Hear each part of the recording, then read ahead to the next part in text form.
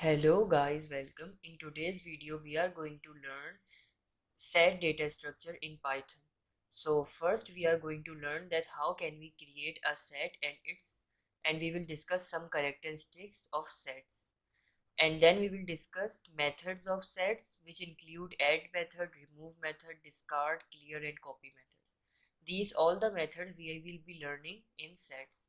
And then we will learn how can we apply loops in sets, and then we will discuss operations. So most of you may know that in we also have sets in mathematics. So in mathematics the sets, it contains two types. Its union, main two types are union and intersection. We will be learning that how can we perform the same operation in programming as we performed in mathematics. All right, so now let's get started. The first thing we have is how to create a set, and we will discuss its characteristic. So the syntax of the sets is simple. We have to use these brackets called curly brackets. So first of all, sets are the unordered collection of unique items. So what is unique items? I will tell you. First, let's see its syntax and then print s. So as you can see, it is appearing. So I can also check the type. I can use type function, sorry, to check the type of this s variable, and then I can run this program. You can see that it is class is set. So set is the built-in data structure in Python. So the unique items means that there is no repetition of values. Every item must be unique in sets. So if I put 3 two times here, so if I again run this program, and first I have to remove the type method, and then I run this program, you can see that 3 is appearing only one time, because all the duplicated values and all the repeated values will be removed when it is stored in the memory of the computer. Got it? So, and there are no indexing in Python. So if I want to just print 2 from, just we know that it is at first index, we write the index which is at first, and then run this program. You can see that we have the type error because set object does not support indexing. As I said that we cannot apply indexing in sets. All right, now there is one thing also. If I apply, we cannot store list and tuple. So if I write here 1 2 3, if I add list inside the set and again run this program, you can see that unhashable type list. Basically we cannot store list, dictionary and tuples in sets, but only integer, floats and string. So I can store integer and float and string just like a. So I can store only these: float, integer and string. And then I run this program, you can see that it is appearing at the output. So they are in ordered, which means that they can be stored in different memory locations.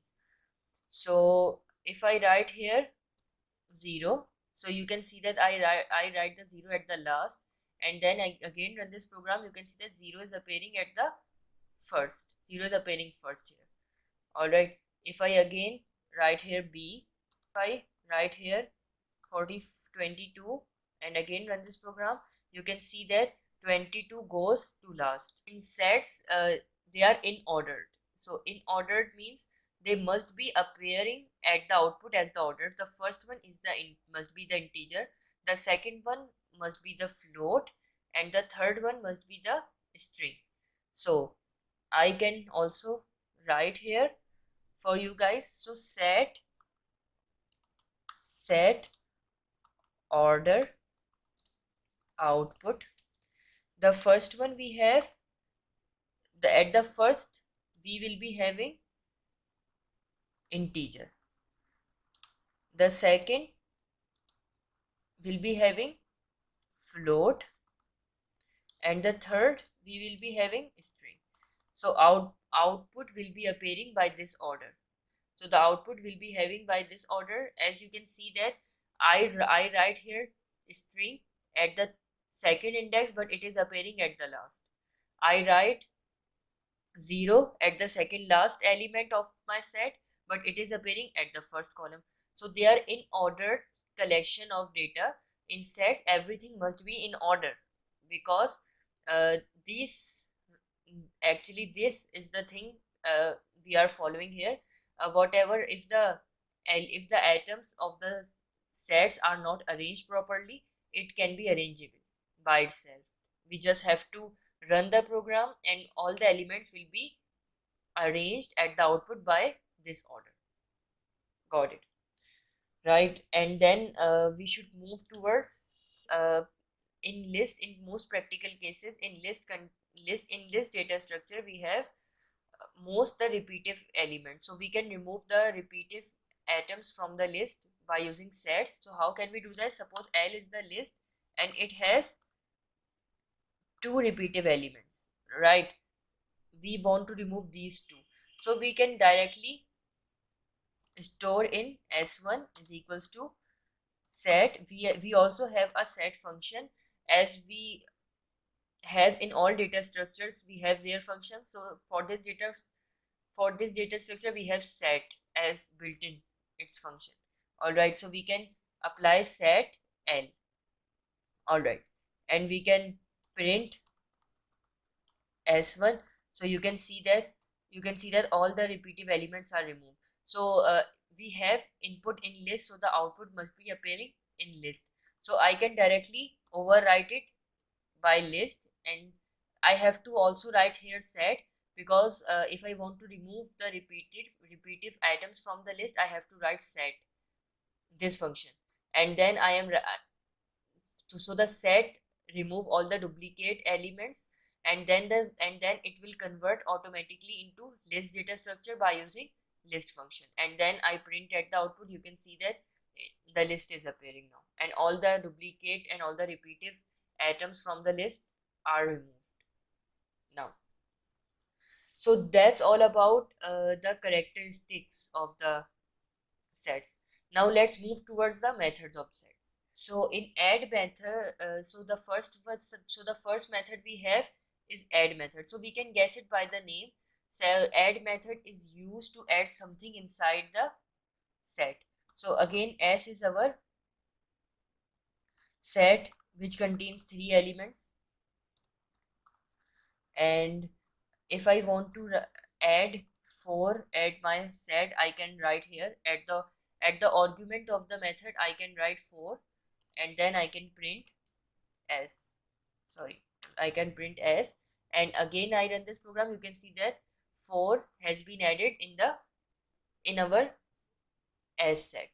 All right, the second, so the add method we can use to add anything. So I can also add string, but we cannot, as we discussed earlier, we cannot add, or we cannot store any dictionary, list and tuple inside the set. All right, if I again run this program, you can see that q is appearing at the last. All right, the second method we have is remove method. So as you can see that the remove method is used to remove the elements inside the set. So I can, if I want to remove 3, I just have to write remove 3. So I can, if I again run this program, you can see that 3 has been removed from the S. So the another method we have is discard method. So the discard method is also used to remove the elements inside the set. So what is the difference between remove and discard method? So the difference is that if we write anything inside the parenthesis of the remove method contain and it does not store in the set, then it will generate an error. You can see that in remove method, if I write something like 5, which is not at the which is not inside the s variable, and if I again run this program, you can see that it is generating an error. It is key error, because what, the key error is 5, because it is not at the inside the cell. So but in discard method, if I write, and first I can show you it can do the same work as remove. If I write here 3, so you can guess that it 3 is has been removed from the set S. So what if I write here 5? So you can see that it will generate the same without removing anything. The same set will be appearing at the output if I write anything which is not consist inside the set. If I again run this program, you can see that the same set which is giving as an input is appearing at the output, because the uh, argument is not inside the set. All right. The next method we have is clear method. So the clear method, you can guess that clear the set. So our set will be empty. You can see that it is appearing only the set. All of the elements inside the set are removed. Now we have all another method, maybe the copy method. Yes. So I can store, I can directly write here copy all the methods. The syntax start with dot. If it is the function, then we don't have to write dot. We have to write inside the parentheses of the function. Remember, all methods in Python always start with dot, and their syntax must be like this if they are the methods. If they are the function, then we must have to write inside the parentheses. Then just like set, we are using list, we have to write inside the parentheses, and set is the function, the argument is given inside the parentheses, so they are the function. All right. So in copy method, I can store S in S1 and I can print S1 at the output. As you can see, if I run this program, you can see that S1 has the same elements as the S set, because copy method will copy all the elements from set S and store in S1. All right.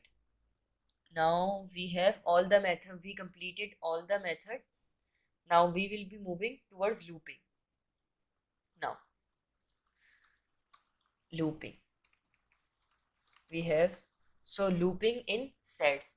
So just like all of the other data structure, I am writing here different 3 elements now, different 3 elements just like A, B, and we have C. So these 3 are the strings and this set S contains 3 elements. So I can apply for loop just as for I in S. So you can see that this set will be generated 3 times at the output. So I can write here print S, and if I again run this program, you can see that this is appearing 3 times at the output, because indexing is not valid here as I discussed earlier. So all the elements will be running all the 3 times. If I write here another element which is suppose 7, and if I again run this program, you can see that 7 and all the now this is appearing at the 4 times because the elements are 4. So all the those, so this set will be repeated 4 times at the output. So that is how we can apply looping in sets. So now the last thing we have is sets operations. Now this is interesting. So as I discussed earlier, that many of you know and some of you don't know about it, that may union and intersection. So basically what with union, in union operation all the elements will be writing in series. If set1, if I am operating in mathematics, S1 is set1 and S2 is set2. If I am applying union operation between them, so all the elements will be appearing in series, and in intersection only the common elements from the set S1 and S2 will be appearing at the output. All right. Now you will, now operations, you will understand, don't worry if you don't. It is the simplest set rule which we have learned in mathematics also. We can also do it in programming. Now, so in union, I first let me tell you something. So in union, in programming, we have to use this operation for union, which is this. All right, this is we are using for union. Let me write it inside the parent, inside the commas, and then in for intersection,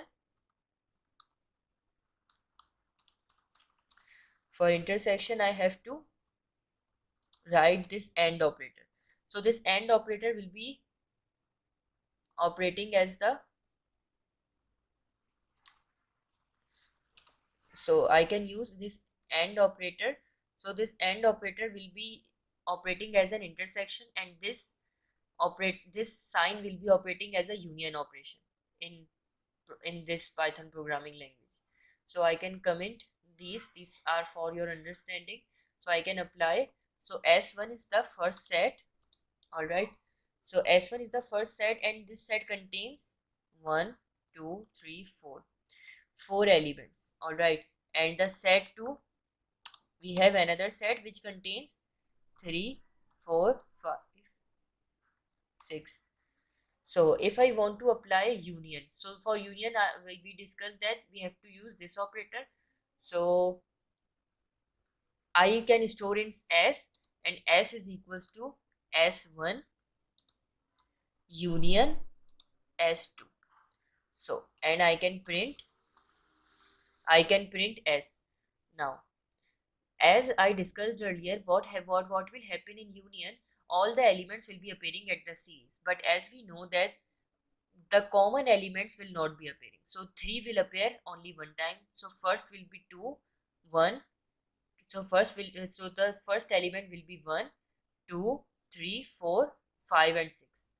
This will be the output. The common, so that we know that if in these two sets the 3 is appearing 2 times and the 4 is appearing 2 times, but we discussed earlier that the repetitive elements will not be appearing at the output, so they will appear at the only at only one time. So if I run this program, you can see that 1 2 3 4 5 all the elements are appearing at the series. We applied a union operation on S1 and S2. So what about the intersection? Only the common elements will be appearing at the output. So what are the common elements? 3 and 4 are the common elements. So I can just have to write AND. Instead of this operator, I can write this, which is intersection. So if I apply intersection, only the common elements 3 and 4, you can see that only the common elements from S1 and S2 are appearing at the output, which are common. So that is all about sets. So if you want to learn more about sets, let me know in the comment section, and if you have any questions, feel free to ask. All right, thank you very much for watching.